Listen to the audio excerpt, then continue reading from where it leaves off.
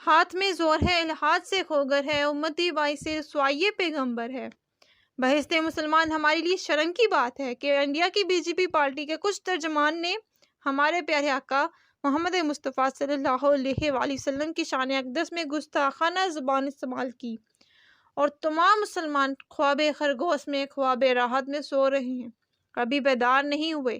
مسلمانوں، اب تو ہاتھ تمہاری دستار تلک ہے، اب اگر خاموش رہتا تو عزت جاتی، دشمن ہمارے کردار طرف آ گیا ہے۔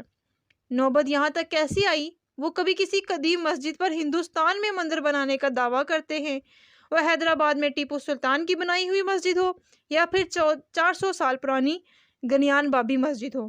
وہ ایسی بہت سی مساجد ہیں جن پر مندر بنانے کا دعویٰ کرتے رہے، اور مسلمان تمام عالم اسلام خواب خرگوش میں سوتا رہا۔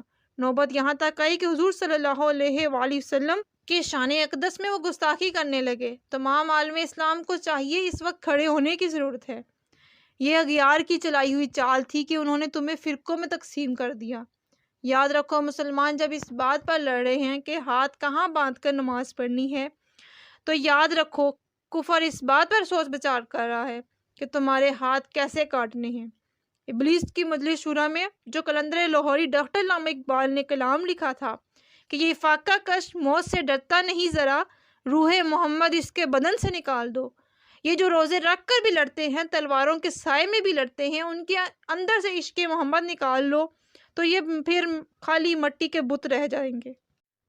اور اہل عرب کو دے کر فرزندگی تخیلات اسلام کو حجاز و یمن سے نکال دو۔ عربوں نے جو اس بار گستاخی ہوئی انڈیا میں، اس کی بھرپور مذمت کی، انڈیا کی تمام اشیاء کا بائیکاٹ کیا۔ تمام عربوں میں اس بات کی مہم چلائی جا رہی ہے، یہ جو مذمت کی جا رہی ہے، یہ صرف اپنے ایمان کا ایک ثبوت پیش کیا جا رہا ہے۔ ہمارے اندر حضور کی شان کی خاطر کٹ مرنے کا جذبہ آج بھی موجود ہے۔ عالم اسلام عالم کفر کو بتا دو کہ ہم حضور کی خاطر اپنے سر کٹوا سکتے ہیں، ورنہ میرے حضور کی شان تو وراء الورا ہے۔ جس سہانی گھڑی چمکا طیبہ کا چاند، اس دل افروز سعادت پہ لاکھوں سلام۔ ہو نہ یہ پھول تو کلیوں کا تبسم بھی نہ ہو، چمن دہر میں بلبل کا ترنم بھی نہ ہو۔ یہ نہ ساقی ہو تو پھر میں بھی نہ ہو، اور خون بھی نہ ہو، بزم توحید بھی دنیا میں نہ ہو، تم بھی نہ ہو۔ اور قلندر لاہوری ڈاکٹر علامہ اقبال کہتے ہیں، خیمہ افلاک کا استعادہ اسی نام سے ہے، نبض ہستی آمادہ اسی نام سے ہے۔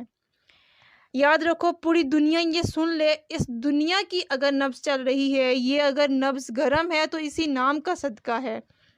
بحر میں موج میں آغوش میں طوفان میں ہے، دہشت میں کوثان میں میدان میں ہے، چین کے شہر مراکش کے بیابان میں ہے، اور